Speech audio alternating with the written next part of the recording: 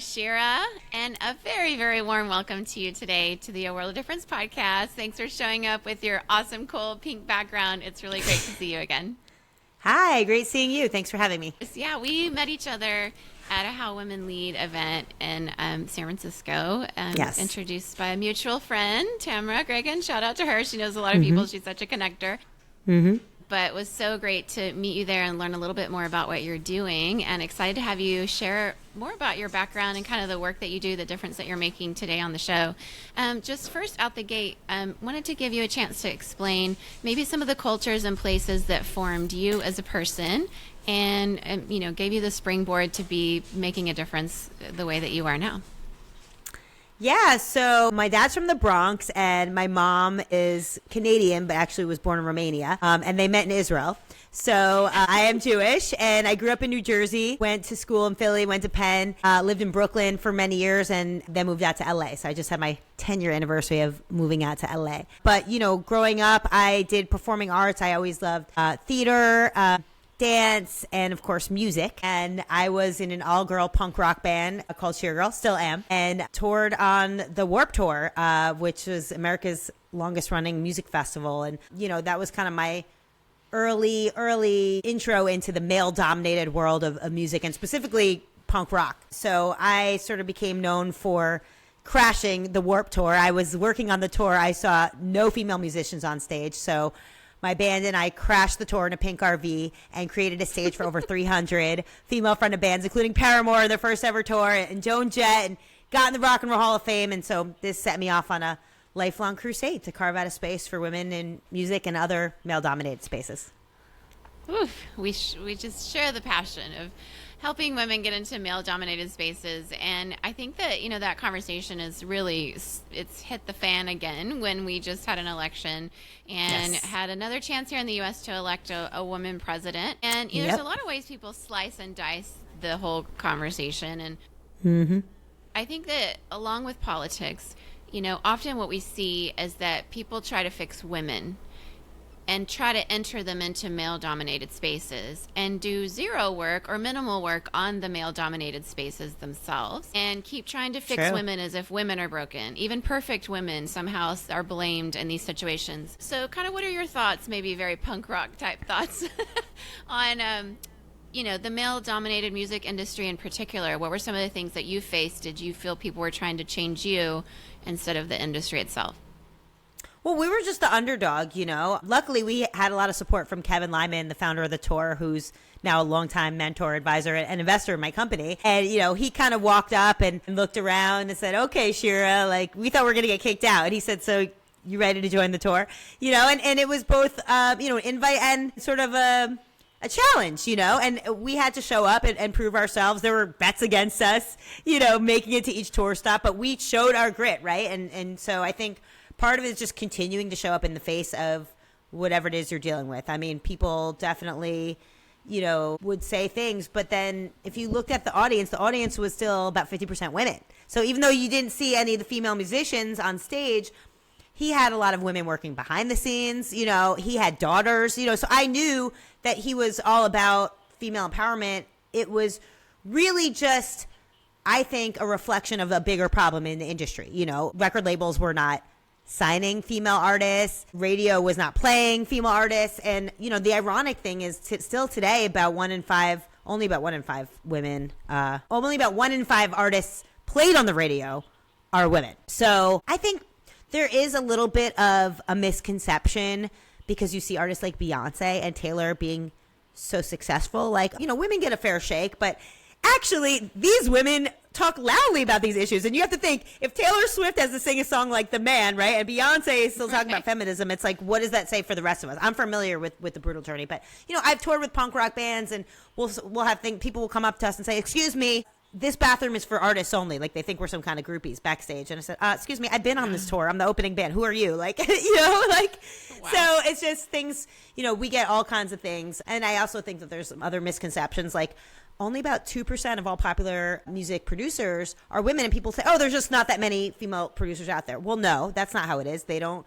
it's a boys club, right? So if they're not in the network, you don't know about the gigs. And also we have to face things like, sexual harassment and obviously with the story with Diddy coming out. I mean, that's a big focus for us, is wanting to, make sure we're ensuring the safety of women on our platform. So, and for those who don't know, my company is Gritty and Pink. Our platform is in pink, and it's a platform to hire female freelancers and teams, starting with the music industry. So kind of like a female-powered Upwork, but big vision to be the global destination to hire female freelancers in every industry. So, I think for too long, women in the music industry in particular, it's like we've been conditioned to believe that there's only room for one, and it's one small opening band in tiny fine print on the bottom of the festival, And so like now I think we're starting to realize like, okay, we get farther, like working together, empowering each other, boys of the boys club, so we got the girls club. So, that's what we're all about. Love it. Yeah. I've just recently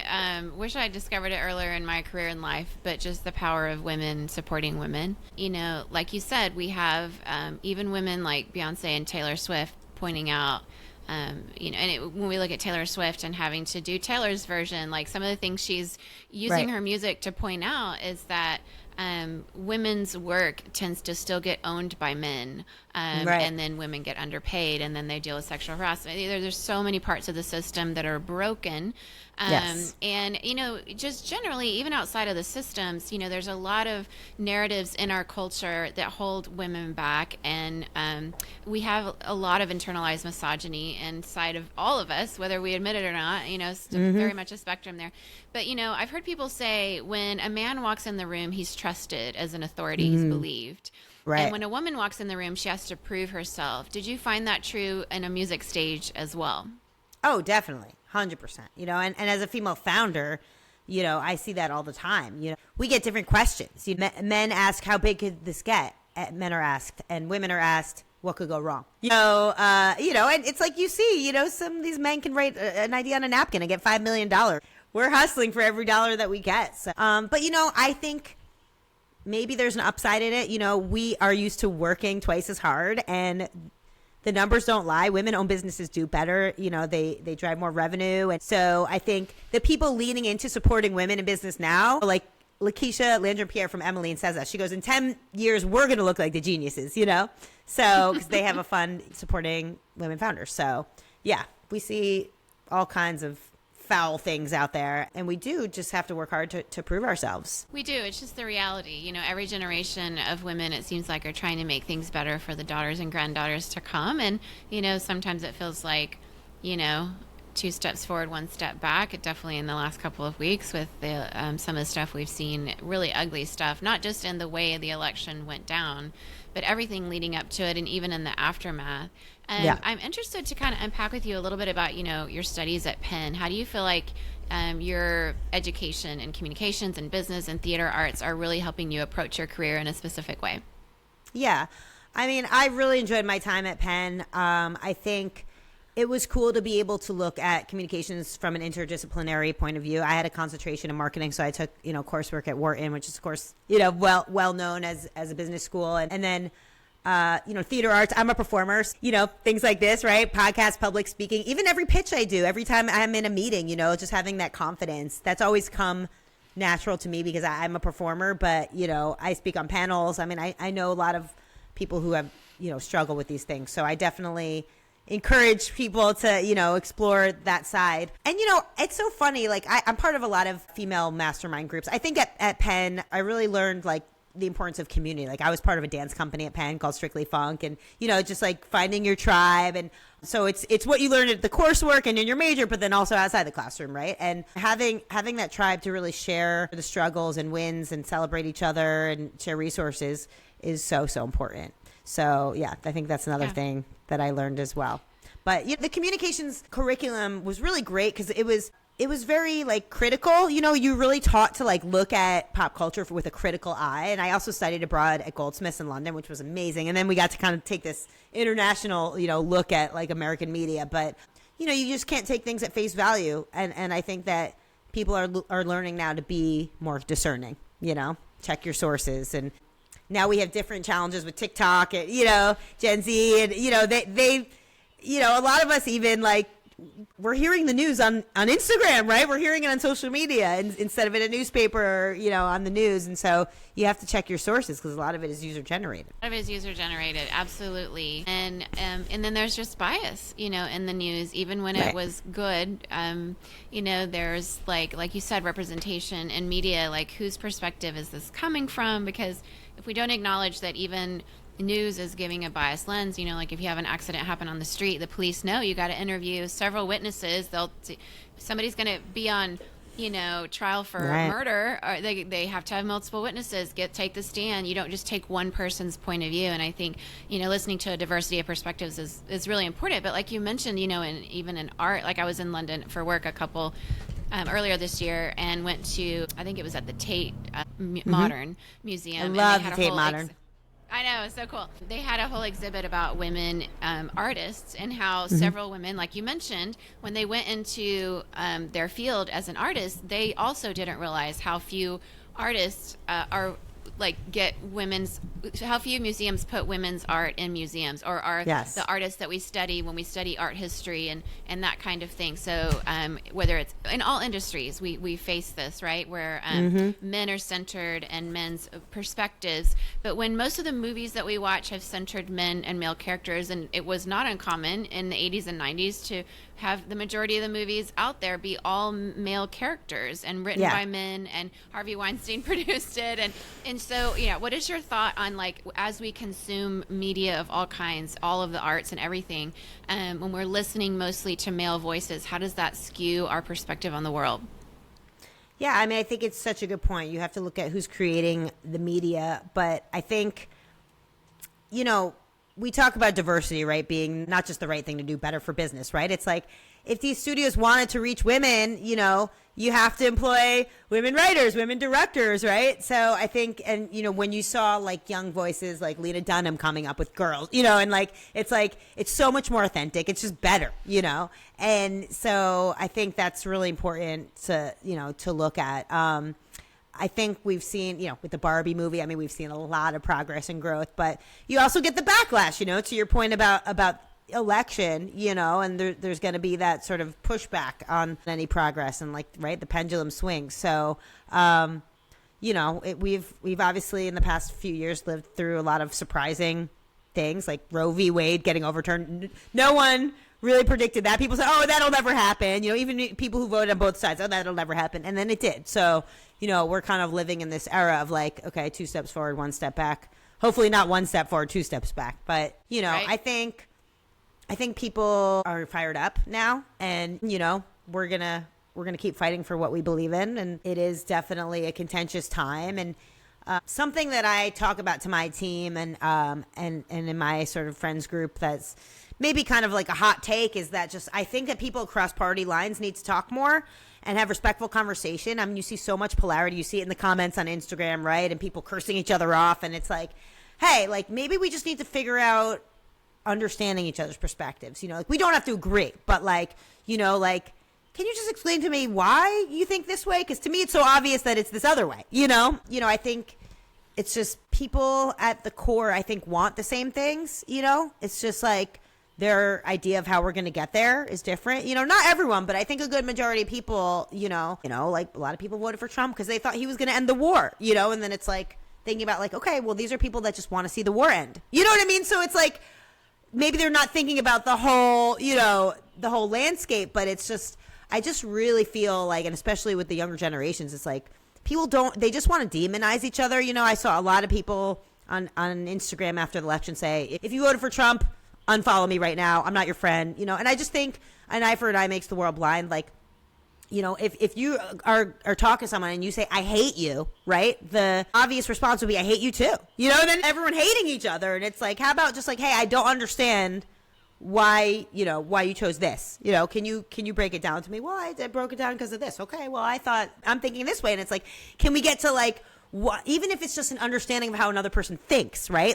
We don't have to agree, but I think that's what's really lacking today, in our country. Yeah, absolutely. I mean, I'm all for strong opinions, but if you have a strong opinion, and a lot of us do on a lot of things, especially when it comes to politics, we can have the conversation in a way that has dignity and respect for each other. And Right. we can change each other's minds. We don't all know everything. Sometimes we're wrong. Sometimes we read or saw news through a particular lens and they fed us a bunch of lies, or brainwashed us somehow. And so I do think that the way going forward is to, learn to listen for each other's facts, feelings, and values, and really understand it's a really lost art of communication today, which incidentally I train on in my company globally, which is even in business, we need it.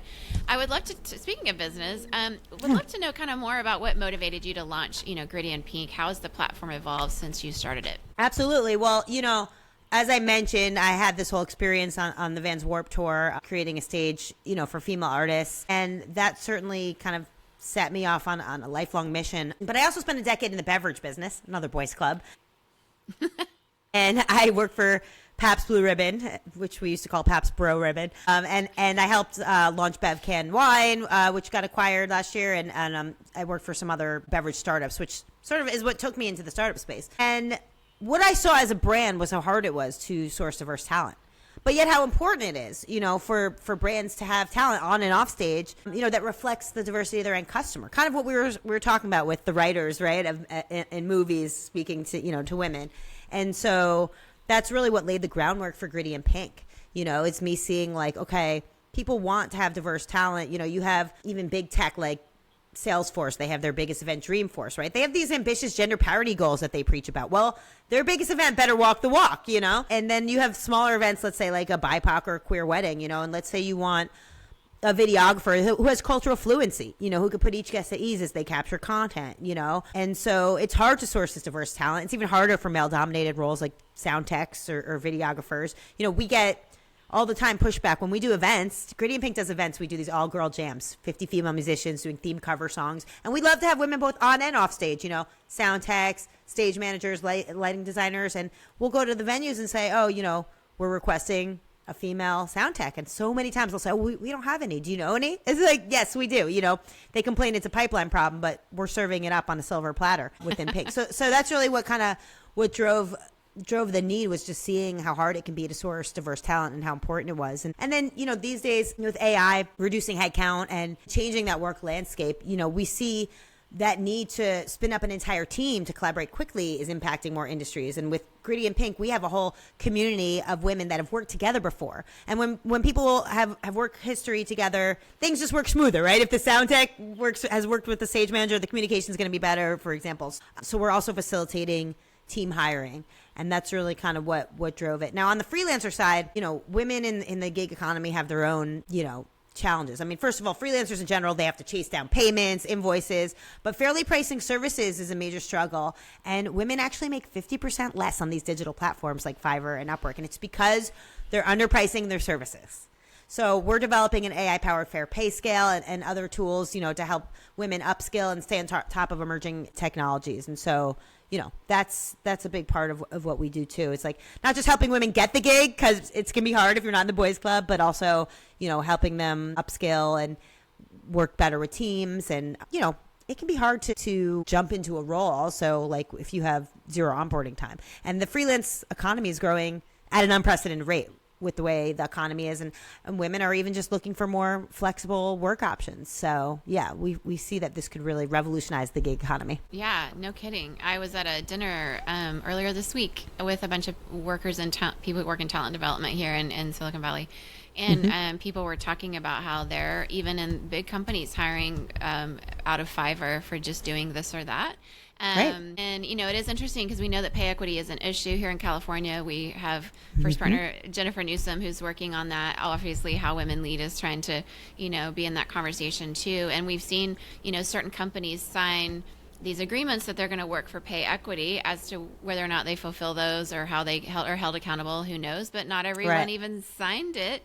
So I love that you're working on the pay equity piece, because women do undersell ourselves. We do have a culture that expects women to do unpaid labor of home, to volunteer in the PTA, to volunteer at church or in your synagogue or faith community, and just to do a lot of the work for free. And you know, you raise children in a home like that, and then the children are expecting that in their future marriages. We see trad wives trending. We see all kinds of things, you know, surprising things happening in the younger generation. And so I think it's as important as it's ever been to work for pay equity, to have those standards there.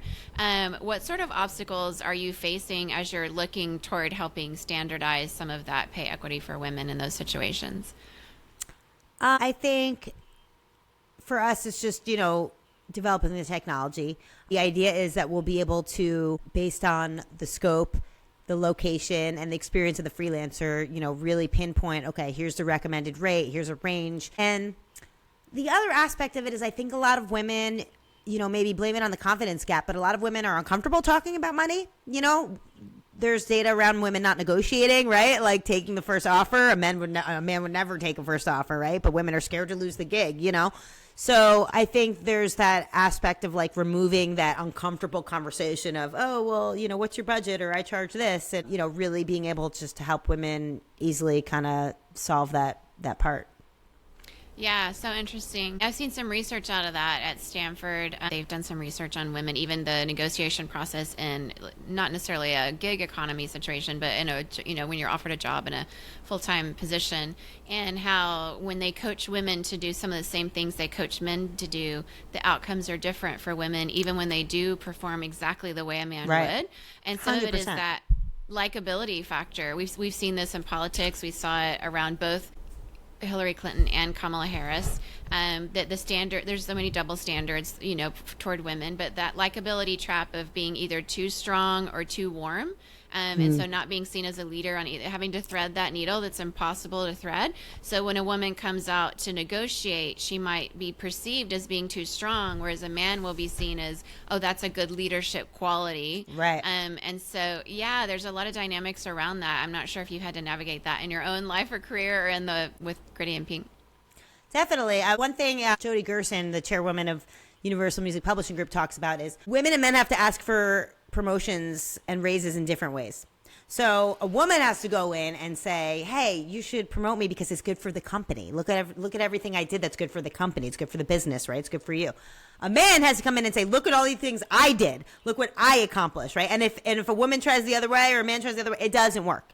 And so I think it really speaks to what you were saying about these implicit biases and kind of, you know, men stepping up to the plate and, you know, and realizing that they have to also acknowledge the implicit biases. It's interesting, you know, we talk a lot about like boys club and women in male dominated spaces, and, you know, depending on who my audience is, and I've been kind of looking at like tweaking the, you know, language around, okay, we're, you know, maybe women's empowerment scares people, so we're for gender equity and equality, right? We can all get it around gender equality, you know what I mean? Like, so it's just like these little tweaks, right? But also, you know, we do need our male allies and not wanting to alienate them. So I get it, because some men, you know, even like TechCrunch wrote about us, and which was awesome. But, you know, at first they wanted to kind of describe us as for women. I said, no, we're not for women. We're for everyone. You know, like any gender can hire women, you know. And so, yes, it's for hiring women, but it's like it's so important for us to make men feel welcome as part of this movement, you know, because it is better for everyone. I mean, and you know, I think it does work both ways, right? Maybe there's some men who'd rather be stay-at-home dads, right? And there's a stigma around that, you know, or, you know, they feel bad because, you know, a woman is making more than them, their wife or whatever it is. And it's like,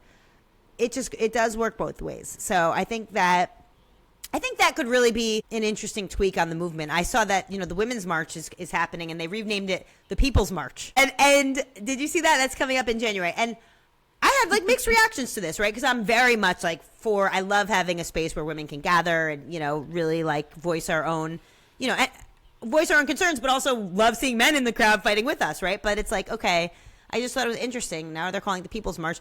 Maybe we will see more people come out. I mean, I went to the Women's March, you know, the first year when it was huge, right? 2017. And then, in fact, I wrote a song about it called Resist. And then I went, we did another song called Rights Back Right Now after Roe v. Wade was overturned. And we went to the Women's March in 2023, April in LA, which incidentally, Kamala Harris showed up like unannounced. But I couldn't believe, honestly, how small the crowd was, Lori. Like, I was just like, where are the women? You know, like people, I don't want to say that they got complacent, but maybe just the frustration of, okay, the marches don't really do anything or whatever it is, right? And so I'm like, okay, maybe we do need to frame this, you know, less as a women's movement and more as a people's movement. So, I think we just need to keep trying different things because obviously, we've shown America's not ready to hire a female president, even though she might be way more qualified and, not a criminal or rapist. But, it's just like we have to kind of keep, the pivot, right? The word of the 20s, I say, is the pivot, right? Okay, like what we're doing isn't working, so how else can we frame this? So I think that's an important part. And I'm all for, Gritty and Pink does these events, investor roundtables, Women Who Wired. I'm all for bringing together women and providing a platform for us to speak to each other. But really, it does make me happy when I see male allies show up to these events. So. Oh, thrilled. Yeah, absolutely thrilled. Yeah, I think I'm married to a white man. I'm raising a couple, and my dad's a white man. My brothers are white men. All of them voted for Kamala Harris. When I see white men comfortable enough in themselves to support strong women leaders, to me, that is the definition of masculinity. Like that you wouldn't be so threatened that somehow that would take something away from you. Like equity is equity. When women rise, we all rise. Don't you have a mother or sister or daughter or colleague or neighbor or anybody, the teacher anybody that ever influenced you that was a woman or a girl that somehow made your life better? I think one of the lies of the election was how, people framed a lot of, it really pitted the genders against each other in a lot of ways, even for Gen Z, right? And so a lot of people would say, well, men have to set aside their own desires and what's better for them to vote for a woman. But I'm thinking, no, because when you vote for a good leader, we all benefit. And when you know that your wife, if she's of childbearing age, or your girlfriend will get health care she needs, or if you know a neighbor and their daughter somehow gets unfortunately sexually assaulted, that you wouldn't force her, if she's especially 10 years old, to have that child. That's going to benefit you because you know that person, and you're going to be distraught on her behalf if you're a halfway decent, caring human being. So to frame it as only helping women, I felt like was not really helping any of us, because the reality is it's not asking men to set aside their desires. You can still vote in your own best interest when you vote for a woman and for girls to be protected around you and to have their dignity on the ballot. And the way that it felt like, to me, it felt like our dignity was on the ballot and our dignity was trampled under the boots of autocratic leaders. So, I don't know. How did you process some of the election? I know it was rough. We had look, with Gritty and Pink, we're a community, and we recognize that, we have women in different experiences in the community. Well, of course, majority of our followers, are feminists, identify as feminists. Imagine, we're voting for Kamala. We can never assume. So, we always try to not be too sort of partisan in our post. Personally on my own social media, I'll say it like I feel it. But we did post something the day of election, and it was so excited for tonight's national gender reveal. We were all so excited and just so confident, and it was we got great engagement on the post. We did lose followers though, and then of course we were all disappointed the next day.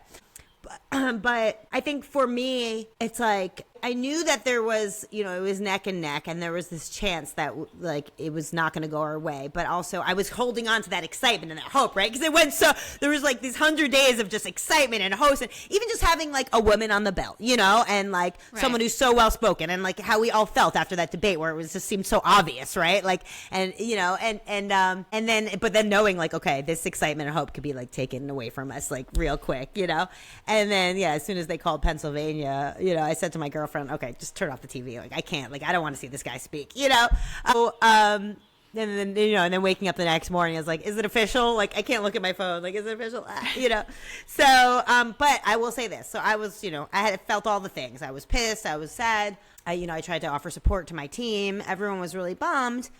But then I canceled a lot of my meetings that day, right? As we all kind of did, right? Personal day. But I had 2 investor pitches. You can't reschedule an investor pitch. So I was all right, I have to buck up and to do these pitches, right? So I have to say, I felt so much better as I got into my pitch because first of all, I had it felt familiar. I have my script, but, so it's in a way, business as usual. We're going to keep going, it's not going to stop me. But then the other thing is every day I'm doing this work of social change, I'm already fighting for it. I'm not going to stop fighting for it. And so it just made me feel good. Because you ask yourself, well, what can I do? You feel helpless, but then it's like, well, there are things you can do. You can organize, you can provide support. And so, so I tried to sort of impart that onto my team, like, look, we're already doing, the hard work, and every one of you is part of this movement already. And, this is just going to drive us to fight more. So I think that's really, our only hope. And then to just try to,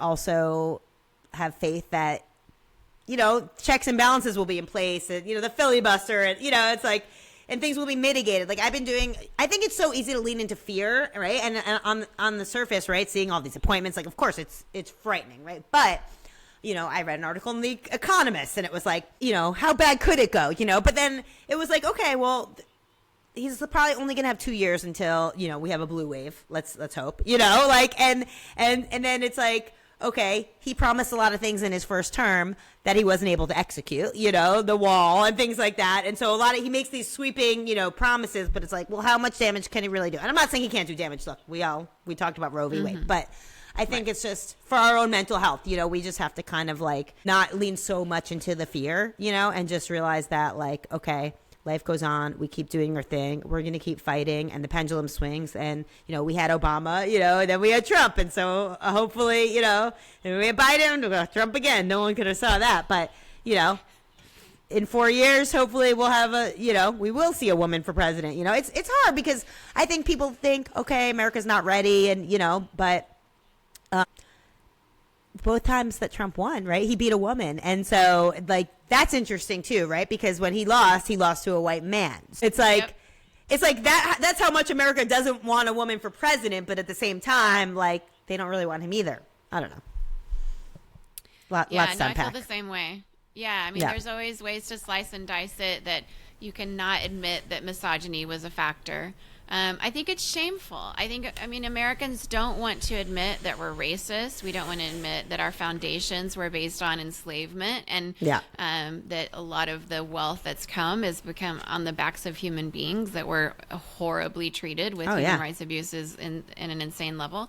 And we don't want to also admit that we're sexist and misogynistic. Like, that's not how that works. People don't say, "Oh, I didn't vote for Kamala Harris because I'm a sexist," or that I'm misogynistic. People don't tend to see that or acknowledge it, so they're going to come up with all these other reasons. And of course, the economy, there's always there's other things you can point to, but at the end of the day, it's hard to convince me that when you look very clearly at the only person that's ever beat Trump was a man, and both times a woman, two different kinds of women, both qualified women, a flawless campaign, in my opinion, by the woman recently, and the amount of fundraising in such a short amount of time, and the momentum, and how she crushed the debate. And even then, so it's like, I think when we start to try to change women to fit into a system built by men for men, we're going to still come up against these things until we admit something about the system is wrong and needs changing and needs help, because it's based on old ways that we don't do that way anymore. So I love that you're kind of disrupting so many systems. And I know that, as we've already mentioned, even Taylor Swift has faced a lot of issues as an artist. And so, how do you sort of measure, like, when you look at Gritty and Pink's mission, you have like 280 artists and partnerships with major brands. What is the success that you're looking for? How are you measuring that? Yeah. Well, we're excited. We're up to 4,000 accounts now on the platform, and we have about 1,000 stars, which are, in Pink accounts that have at least one listing. And a lot of our freelancers actually have multiple listings, because everyone's doing multiple things these days. But, and then we've paid out, we've done about $400,000 in transactions on the platform. So, to us, it's like directly putting money back in women's pockets. Because when we were first starting Gritty and Pink, it started as a community. We were doing these all-girl jams, and we had, like, the basis for Pink, like, the best female musicians, 50 female musicians doing these theme cover songs. Then COVID hit. We were doing live stream fundraisers for ACLU, different charities, and we started doing Zoom workshops. And then I was just thinking, like, how really can we help women in the most way? At the end of the day, women need to get paid, right? Need to get hired and need to get paid. So honestly, that's what makes me most excited, is just putting dollars, like, directly back in the pockets of women. That being said, we work with a lot of impactful partners, nonprofit partners, Keep Abreast organization, Stella, who supports female founders and funders. And so, doing that work of helping kind of amplify their missions is really important to us. and really just helping women get a leg up, and democratizing the gay kept industry, So I think it's those moments, like as a founder, it's such a roller coaster. You go through ups and downs, but then we'll have these incredible events, and there'll just be like a magic in the room that you want to bottle, and you see women out there talking and networking and doing deals or supporting each other, and the incredible talent that's on display, and bringing all these women together in one room. Like there's such power to it, and so that's what makes me most excited. I love that. Do you have any specific memorable moments you could think about? Maybe it was an Instagram Live fundraiser or some kind of impactful success story from your platform and what you've done. Well, we did an influencer campaign with TuneCore comes to mind. They had a study. They do this study every year called Be the Change, and it's about gender equality in the music industry. And, they came to us to source influencers to spread the word about their campaign, and they also supported us in our events. And, Live Nation is also our biggest investor. And so shout out to Live Nation women. We're very proud to have been their biggest investment and their only post-pandemic investment, in fact. But, I think times like that where we get these, big partnerships, and it's like, I remember, standing in my kitchen, when I got the email and found out that, the deal is done and it's happening. It's like you work so hard and, you have these highs, and these moments, these wins, right, as a business owner. And you just know how, it's going to, help so many women. So I think that is really special. It is very special. You're focused largely on women in the music industry, and yet you also are, addressing issues of women in the gig economy. But when you look at business at large, from your seat, from your perspective, and the work that you're doing, how do you feel like the work that you're doing can affect all aspects of business, from large corporations to small business? To like, what is some of the philosophy of business that you bring that you feel like you would like to see more of? Yeah, well, I think, kind of as we talked about, right, diversity being better for business, it's just like bringing those diverse perspectives, right? And it's not just women, it's women of color. I think that one of the things we're most proud of is we have diversity tags. So if you're looking for a queer creator for a Pride Month campaign, for example, or a Black artist performing at a Black History Month event, it's like we make it easy. So you can't kind of say, oh, well, I didn't know any, like we make it easy for these companies just to be more authentic. So it's not just rainbow washing, right? Or pink washing during Women's Month. It's like genuinely, supporting these groups. And, I'm a proud member of the LGBTQ community, and it's like, we want to just see more authenticity, behind the support of these groups, and have it not just be 1 month a year even, So I think that's important. I think, there has to be just a shift in people complaining that it's a pipeline problem, like the women are out there, so it's not that they don't exist, and they're very talented and they're very capable. So, it's just hire more women. No, absolutely.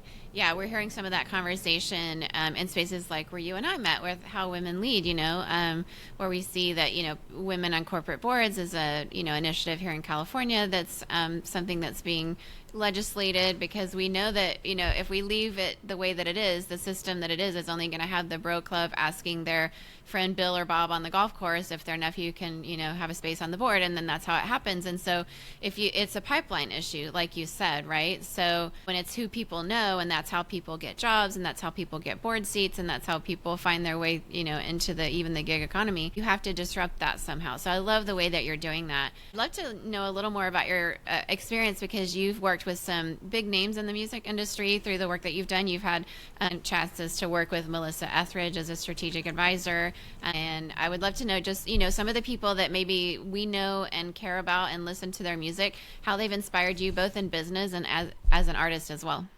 Absolutely. Well, Melissa Etheridge, Grammy-winning pioneer. She was like one of the first artists to come out in the 90s, just completely fearless. She's been incredible to work with. I love her so much. It's funny. We were chatting a few months ago at one of her shows backstage, and, I said, how do we get Taylor Swift on board? Because Taylor counts Melissa as one of her, influences. And she's just said, you know what? Same way you got me, right? She's like, keep doing what you're doing. Like, because it's going to happen, And so she's been incredible. She's officially on board as strategic advisor. She has equity in the company. She does, social media posts, hiring campaigns. We've done similar campaigns with Joan Jett and other artists. Basically, sign up for Impink for your chance to shoot my tour, or, do a photo shoot with me, or design my tour poster, things like that. And, we are working with new artists every day. We also have a lot of, up and coming influencers like Mega Gone Free. These girls have, 6 million, 7 million followers on TikTok, and so this is like the voice of tomorrow. And then we have these all-star musicians like Eva Gardner, who plays for Pink. Nikki Wong is now touring with Smashing Pumpkins, and she also has millions of followers on Instagram, so it's really cool seeing like your friends do awesome things, and play stadiums, and it's like you're just so proud. And it's inspiring, I mean, the other thing I'll mention is we have a big vision to expand to other verticals. So we're really using music as our beachhead market. And then we're going to be moving into events and conferences, every aspect of the entertainment business, gaming. There's like so many just areas that are male dominated, right? Comedy.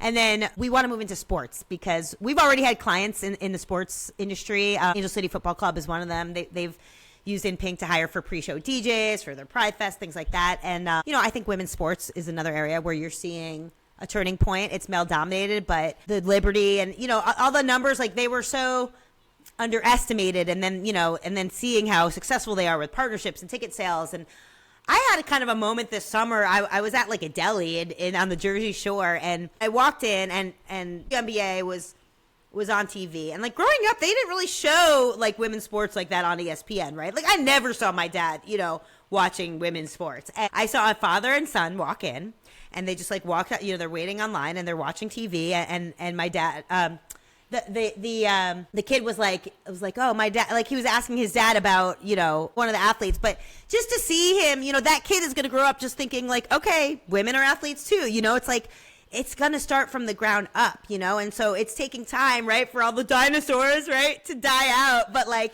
I think that these generations are very mission aligned, and you're not as transactional. When you see Gen Z, right, they want to support companies and platforms that match with their values, and I think we're going to see that also as the values start to change and evolve, and so that comes to mind, the whole idea of like women's sports becoming more normalized and more supported, and I think that's a beautiful thing too, because I really just had this, just thinking about like watching this kid and his father and thinking about my dad when sports, and like it was just, like I got encouraged. Like I played softball, my dad was my coach. It's not like we didn't get encouraged, but there's something about seeing it on a major network and it being normalized, so. Yeah. And there was no talk of like, it's a girl, it was just like, oh, like that's the team we're rooting for, right, Dad? It was cool.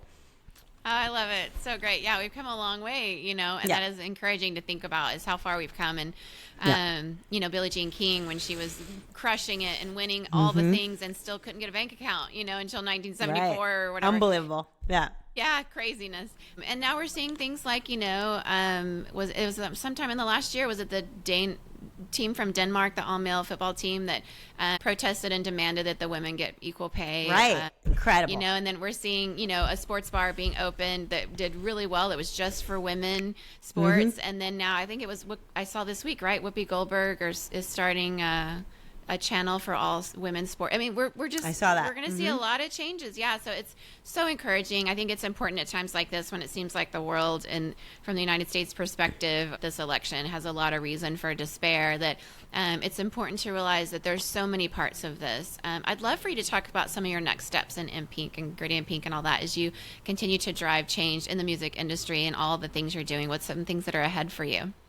Yeah, well, I'm fundraising, so that's always a treacherous landscape for a female founder. But, we're really raising so we can incorporate some incredible AI features into the platform.